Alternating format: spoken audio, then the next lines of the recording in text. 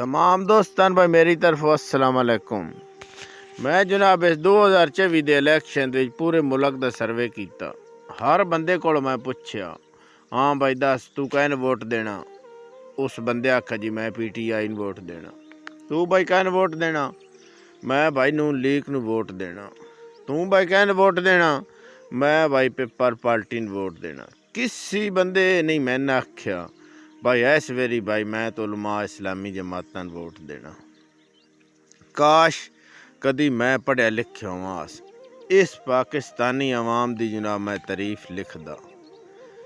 इंज मैं जनाब तारीफ लिखदा जी दुनिया जनाब खड़ो खड़ो के वो लफज पढ़दी।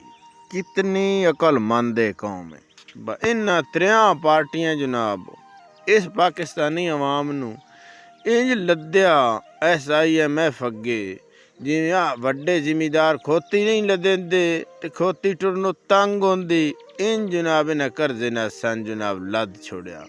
साडा आउण वाला जनाब बच्चा बच्चा इन्हें गुलाम कर दिता। उस दे बावजूद भी ये जनाब साडे बंदे पे आदे न असा वोट जी PTI देना, असा वोट जनाब जी नून लीग नू देना, असा वोट जनाब पेपर पार्टी देना। काश कदी मैं वकील होवास, आलमी अदालत विच जनाब मैं केस तर देना आई इस कौम दा, और मैं जनाब साबित करना आई इस जमीन दे उत्ते कोई बेवकूफ कौम है तो वो जनाब पाकिस्तानी कौम है। अज मैन जनाब यकीन हो गया जिन्हें बंदा इन्हें गल की पुली उत्ते बंदे वधाए वैन जे सन पौले जल्दे लेट हो वेंदी अपने बादशाह अगे।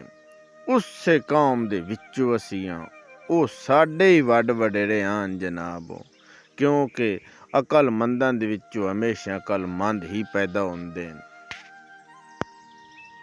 सलाम पेश मैं करदा उस जनाब गैर मजहब हिंदू नरेंद्र मोदी नू जिस बंदे दा आखरत दी जिंदगी ते कोई यकीन नहीं। उस बंदे भी इस जिंदगी नूं तरजीह नहीं दिती, उस अपनी अवाम नूं तरजीह दिती।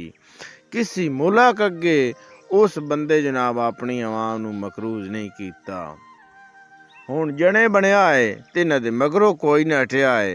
तुहानूं एक दे आ गल्ले दी समझ वी सी बस साडे नाल के होया ते सिरन भी इस्तेमाल न करया है। हो सकदा इस्तेमाल कीते दे विच कोई दिमाग कम हो वंजे। जिंदगी रही ते 2026 दे विच जनाब मुलाकात होसी इन्हां लफ्ज़ां नाल। उच्चियां दुकानां ते फिक्के पकवान होंदे ते लगे होए हत्थ सरकारां दे सन अज पे याद आउंदे। पाकिस्तान जिंदाबाद।